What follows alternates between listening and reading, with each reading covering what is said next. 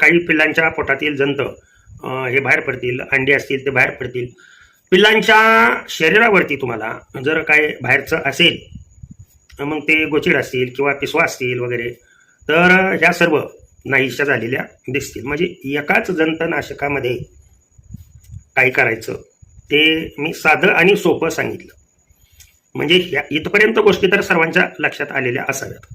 आता या पिल्लासनी आपण आहार कशा पद्धतीनं द्यायचा ते मी पुढे सांगतोय. हा जंतनाशकाचा कार्यक्रम ज्या दिवशी तुम्ही करणार आहात त्या दिवशी, त्याच्या दुसऱ्या दिवशी खुराकाची पद्धत तीच 2 महिन्याला ठेवत होता, ती जशीच्या तशी ठेवा. आता याच्यामध्ये खुराकामध्ये हे मुख्य पदार्थ तर आहेतच,